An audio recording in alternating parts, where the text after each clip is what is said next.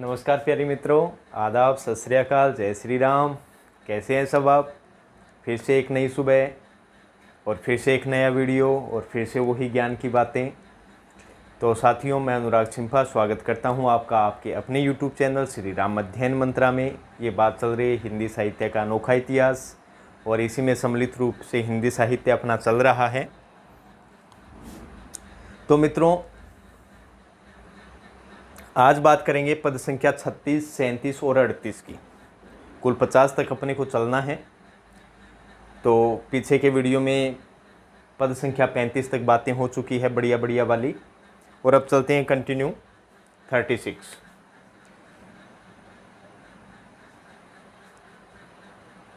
बरु वे कुब्जा भलो कियो, बहुत बढ़िया किया साहब।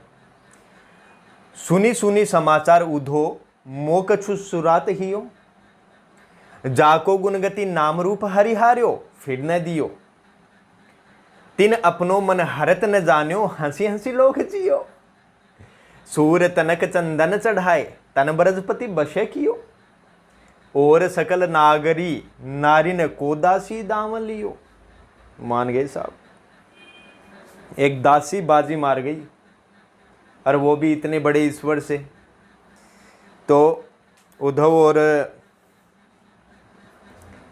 गोपियों में संवाद चल रहा है, उपालंब शैली भी है, और गोपियाँ अपनी विरह अवस्था जो कृष्ण के प्रति है उनका वर्णन भी कर रहे हैं, और एक निष्ठ प्रेम है उसको उद्धव को बता रहे हैं। तो मित्रों, चलते हैं पद संख्या 36 पे और इसके जो अर्थ है वो जान लेते हैं। सबसे पहले शब्दों के। बुरु मतलब बहुत, वे यहाँ आया है, उन्होंने, कुब्जा मतलब कुब्जा के लिए, भलो कियो अच्छा किया।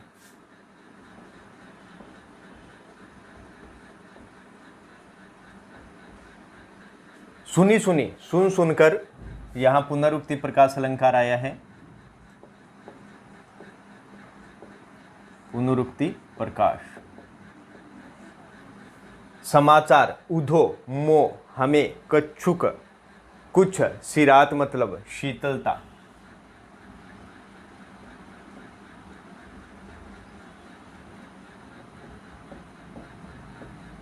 यो मतलब हृदय, वो वाला यो नहीं है, यो यो यो ला, वो वाला नहीं है। जाको जिसका, गुण का मतलब गुण हो जाएगा। गति का मतलब होता है दशा। नाम का अर्थ नाम हो जाएगा, रूप का मतलब स्वरूप या रूप हो जाएगा। हरि हार्यो, हरि यहाँ श्री कृष्ण के लिए आया है, और हार्यो का अर्थ होता है हरण करना। फिरी न दियो, फिर से नहीं आया, फिर से वापस वही नहीं दिया, अर्थात कुरूपता। तिन अपनो मन हरत न जान्यो, तिन उन्होंने, अपनो मतलब अपना, उन्होंने यहाँ आया है कृष्ण के लिए। मन का मतलब मन हो जाएगा। हरत, हरत का मतलब हरण, नय का मतलब नहीं, जान्यो मतलब जाना। हंसी हंसी फिर पुनरुक्ति प्रकाश अलंकार है। लोक का मतलब लोग, जियो का मतलब हृदय में या अंदर ही अंदर। सूर, सूरदास के लिए आया है। तनक जरा सा, चंदन का चंदन, चढ़ाई मतलब चढ़ाना, लगाना। तन शरीर, यहाँ मस्तिष्क हो जाएगा। बशे कियो, बशे कियो मतलब बस में कर लिया।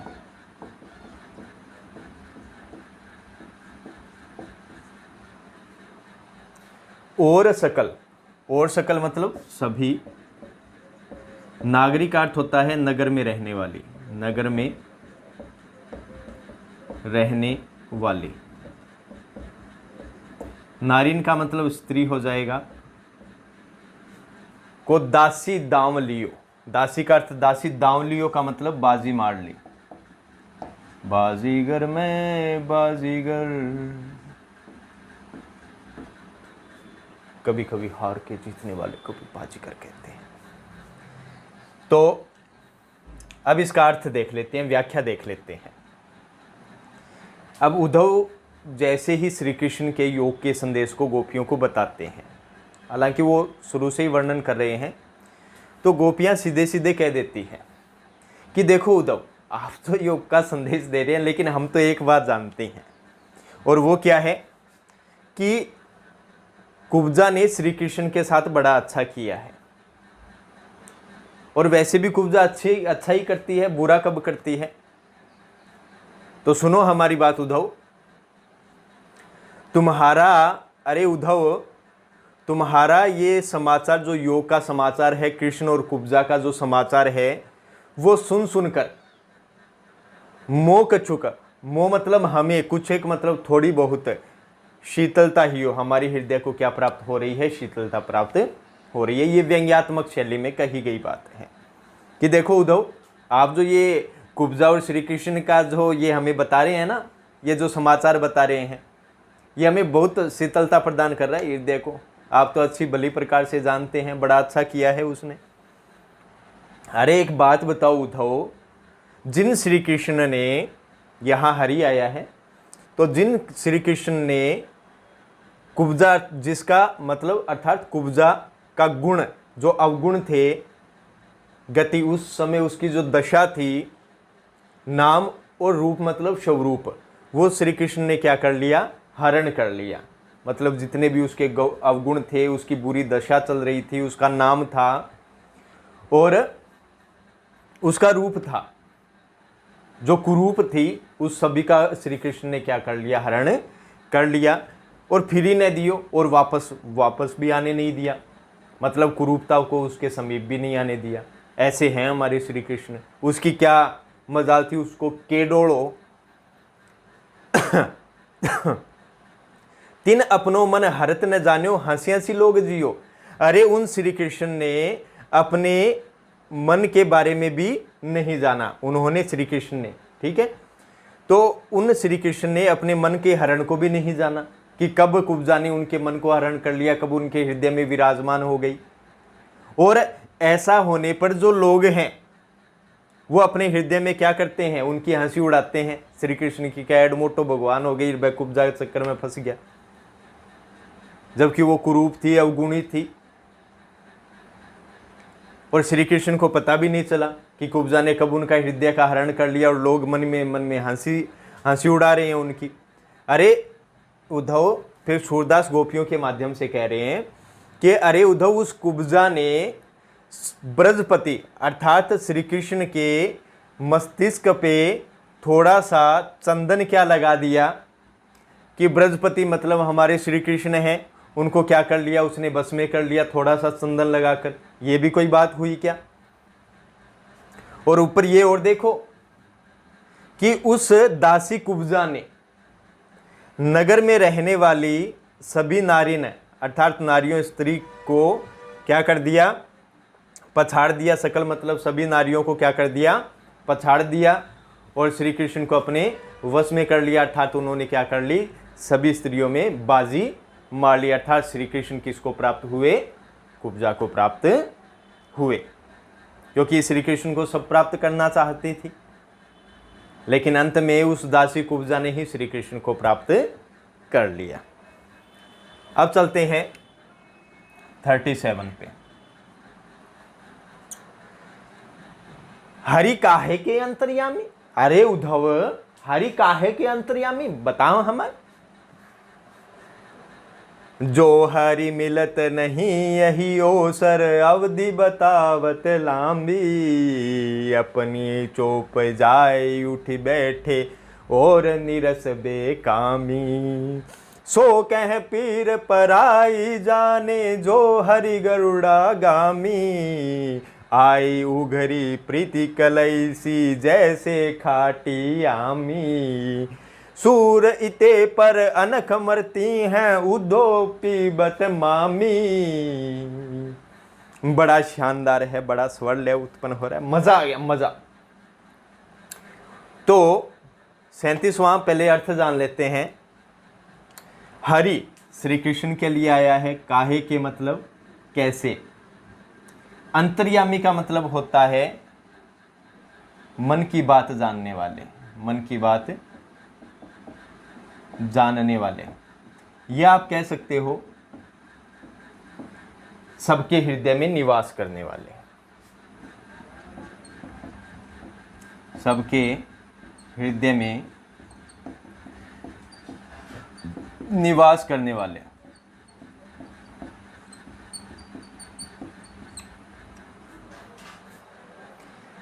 जो हरि मिलत नहीं, यदि हरि श्री कृष्ण मिलत नहीं, यही अवसर, अवसर का मतलब अवसर,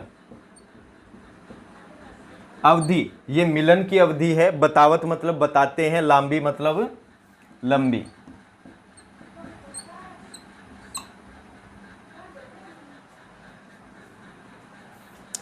अपनी चोप, चोप का मतलब होता है इच्छा, या कह सकते हैं चाह। जाए उठी बैठे, जाए मतलब उठी बैठे, उठकर, जाए मतलब चले गए, बैठे मतलब मथुरा जाकर बैठ गए। नीरस का मतलब बिना रस के, बेकामी मतलब होता है निष्काम। सो कहे पीर पराई जाने, पीर का मतलब होता है पीड़ा, पराई का मतलब दूसरों की, जाने मतलब जानते हो। जो हरि गरुड़ागामी, गरुड़ागामी का अर्थ क्या होता है, शीघ्रगामी, जो शीघ्रता के से साथ क्या हो जाए, पहुंच जाए। आई उघरी, उघरी मतलब प्रकट होना, रहस्य का क्या होना, प्रकट होना, पता चल जाना। प्रीति का मतलब क्या है, स्नेह, या कह सकते हो प्रेम। कलई सी, कलई के समान, बर्तनों की कलई के समान।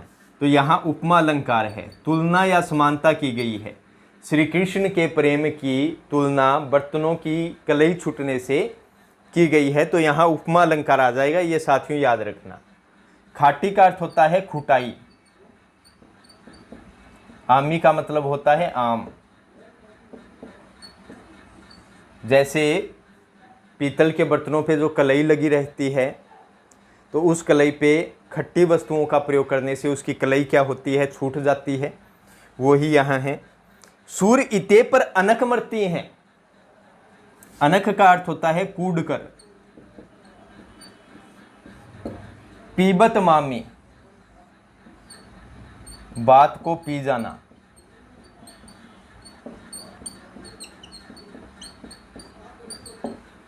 या बात सुनकर चुप हो जाना, बोलना नहीं। अब ये तो हो गए शब्दों के अर्थ बढ़िया बढ़िया वाले। अब देख लेते हैं अपनी इसकी व्याख्या। अब गोपियां उद्धव से उलाहना देते हुए कह रही है कि अरे उद्धव, अरे तो हरि काहे के अंतर्यामी, कि जो श्री कृष्ण है वो किसके अंतर्यामी है। हमें तो नहीं लगता कि वो अंतर्यामी है, हमें नहीं लगता कि वो सब प्राणियों के हृदय में निवास करने वाले अर्थात घट घट में व्याप्त हैं, हमें तो बिल्कुल भी नहीं लगता। यदि ऐसा होता तो जो हरि मिलत नहीं यही अवसर, अरे जिस वक्त हमें श्री कृष्ण की आवश्यकता है, जब हम उनके विरह में तपती चली जा रही हैं, इस अवसर पर भी श्री कृष्ण हमसे मिलने के लिए नहीं पहुंचे, अर्थात वो अंतर्यामी नहीं है। और ऊपर से तुमको भेज दिया, और तुमको भेजकर बोल रहे हैं कि अभी अवधि, अर्थात हमारे जो मिलन की अवधि है, समय है, वो क्या है, बड़ा लंबा है, ऐसा वो बताते हैं। अब बताओ तुम किस प्रकार वो अंतर्यामी हो गए। हमारे मन की तो वो बात जानते ही नहीं, क्योंकि हमारे मन में तो श्री कृष्ण से मिलने की इच्छा है। अगर ऐसा होता तो वो अंतर्यामी कहलाते, लेकिन ऐसा नहीं है। अपनी चोप, अरे हमें तो इतना मालूम है कि अपनी चोप मतलब अपनी श्री कृष्ण है, वो अपनी चाह और अपनी इच्छा से क्या हुए थे, ब्रज प्रदेश से चले गए थे, और जाकर कहाँ बैठ गए थे, मथुरा बैठ गए थे। बस हमें इतना पता है कि हमारे लिए तो अब वो क्या है, नीरस है, बिना रस के हैं। अब उनमें कोई आनंद नहीं है, वो निष्काम हैं। वहाँ जाकर जो बैठे हैं वहाँ करते क्या हैं, कोई काम भी नहीं है, वहाँ तो नीरस जीवन बिता रहे हैं वो। सो कहें पीर पराई जाने जो हरि गुरुड़ागामी। भाई आप कहते हो और सब भी कहते हैं कि श्री कृष्ण हैं वो क्या है, गरुड़ागामी है, शीघ्रता से पहुंच जाते हैं जहां पर भी दुख होता है भक्तों को। लेकिन ऐसा नहीं है, वो तो पीर पराई मतलब दूसरों की जो पीड़ा है उसको भी नहीं जानते हैं। अरे उद्धव, श्री कृष्ण है वो कहाँ दूसरों की पीड़ा को जानते हैं, और खुद को क्या कहते हैं, गरुड़ागामी, शीघ्रता से पहुंचने वाला। ऐसा कुछ भी नहीं है। आई उगरी प्रीति कलई सी जैसे खाटी आंबी। हमें तो इतना पता है कि श्री कृष्ण का जो प्रेम है उसका हमें पता चल गया है। उनका प्रेम है वो जिस प्रकार आम की खुटाई से बर्तनों की कलई छूट जाती है, उसी के समान श्री कृष्ण का प्रेम भी क्या है, मिथ्या है। और इसका रहस्य है वो अप्रकट हो चुका है कि श्री कृष्ण का प्रेम क्या है, पूरी तरीके से मिथ्या है। तो यहां उपमा हो गया, सूर इते पर अनख मरती हैं। हालांकि सूरदास गोपियों के माध्यम से कह रहे हैं कि इतना सब होने पर भी हम कूड़ कूड़ कर आप पे मर रही हैं, हम आपसे कूड़ रही हैं और ऊपर से हमारा मरण हो रहा है, फिर भी उद्धव हम क्या है, आपकी बात को सुनकर क्या है, चुप हैं। हम सारी बात है ना आपकी सुन सुनकर पी रही हैं, और श्री कृष्ण की इतनी बातें जानकर भी चुप हैं, बोल नहीं रही हैं। अब ये है कि सीधो सीधो जान तो रहे कि फिर देख थापा मुक्की होगी, फायदों को नहीं कोई। तो यहाँ तक आपको समझ में आ गया होगा पद संख्या 37 तक। अब चलते हैं नेक्स्ट पद संख्या 38 पे। नेक्स्ट है 38। बिलग जनी मानहु उधो प्यारे, वह मथुरा काजर की कोठरी जे आ बहिते कारे। तुम कारे सुफलक सुत कारे, कारे मधुप भंवारे। तिनके संग अधिक छवि उपजद, कमल लैन मनियारे। मानहु नील माटते काढ़े, ले जमुना जाए पखारे। तागुन श्याम बही कालिंदी, सूर श्याम गुण न्यारे। ला ला ला ला लाओ लो लो लो। यहां तक देखते हैं। बिलग का अर्थ क्या होता है, बुरा। जनी का मतलब होता है मत, मानहु मतलब मानो, उद्धव का मतलब उद्धव हो गया, प्यारी का मतलब प्यारे, डियर उद्धव। वह मथुरा काजर की कोठरी, काजर की कोठरी अर्थात काजल की कोठरी, ये कहावत है।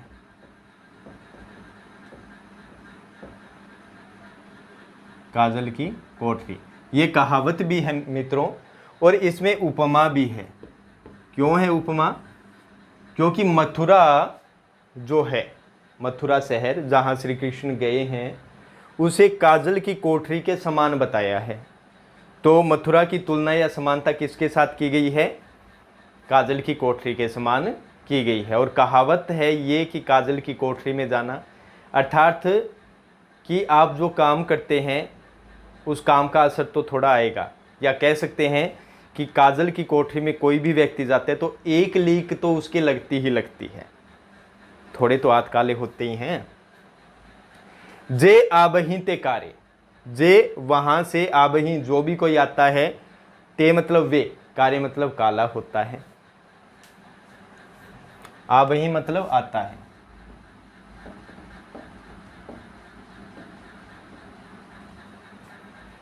देख लो, तुम कारे, कारे मतलब काले, सुफलक सुत, सुफलक सुत यहां कौन है? अक्रूर।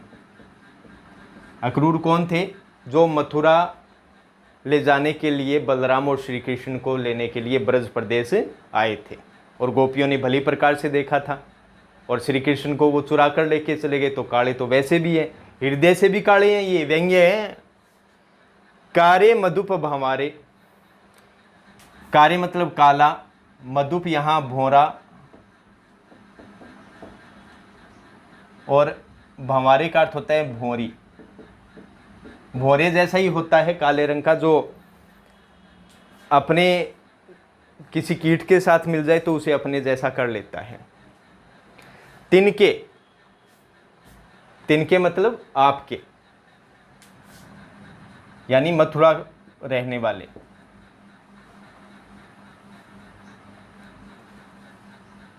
आपके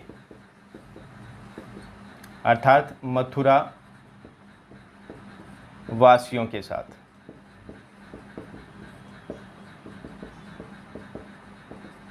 मथुरा वासियों के साथ, संग मतलब साथ हो गया, अधिक का मतलब अधिक हो गया, छवि शोभा, उपजत मतलब पाते हैं।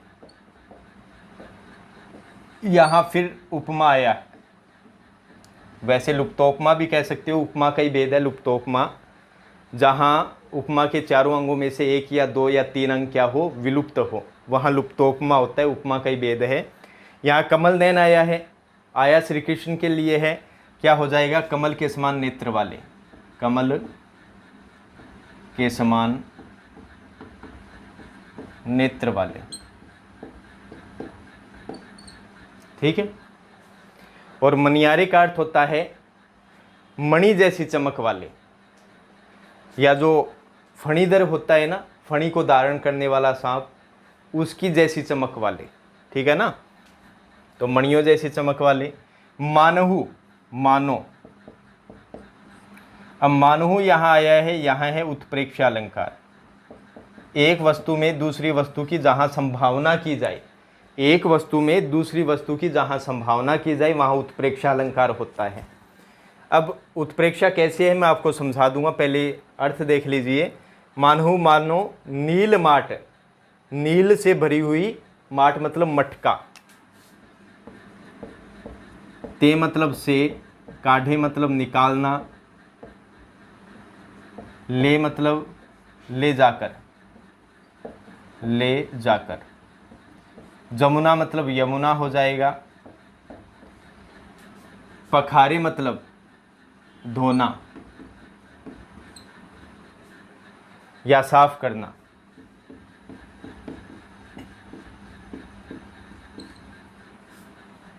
तागुण, ता का मतलब उस, गुण का अर्थ गुण होता है। श्याम, श्याम का मतलब श्याम वर्ण। भई का अर्थ होता है हो गई। कालिंदी मतलब यमुना। सूर का मतलब सूरदास। श्याम श्री कृष्ण। गुण न्यारे, न्यारे मतलब अलग ही। अब यहाँ यमक भी आप बता सकते हो।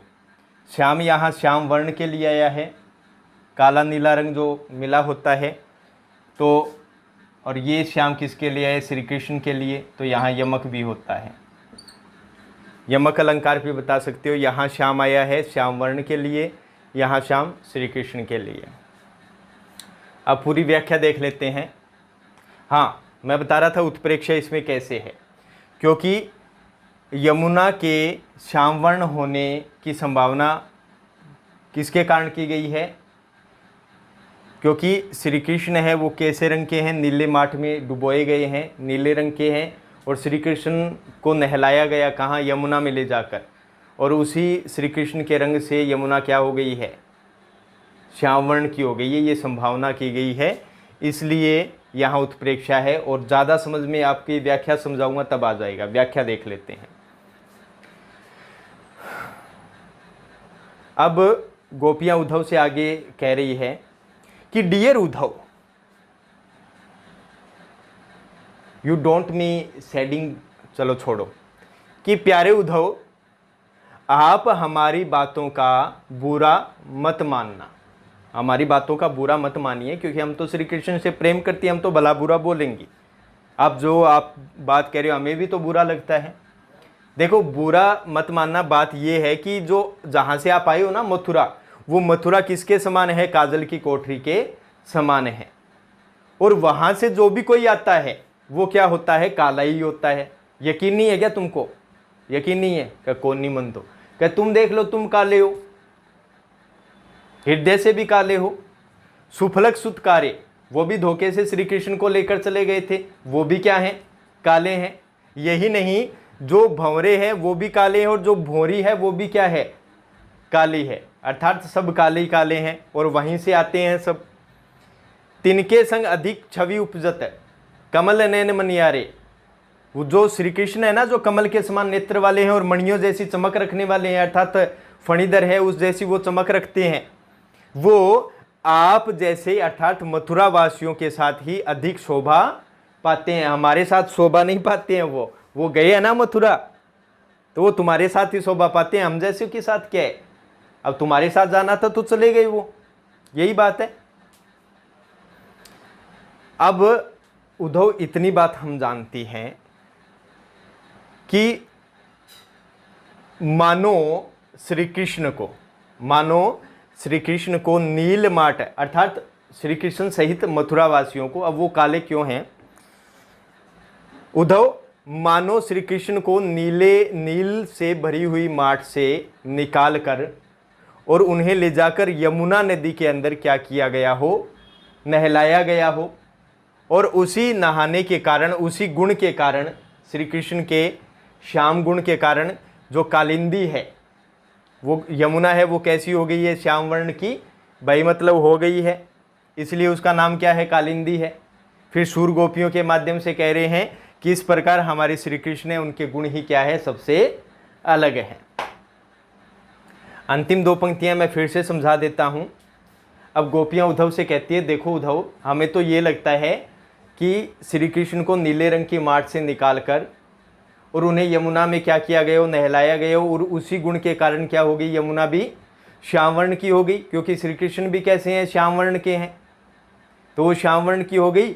फिर गोपियां कहती है, इस प्रकार हमारे जो श्री कृष्ण है उनके तो गुण ही क्या है, सबसे अलग है। ये चीज़ आपकी हो गई और भली प्रकार से समझ में भी आई होगी। तो मित्रों, नेक्स्ट वीडियो में नेक्स्ट पदों के साथ मिलेंगे।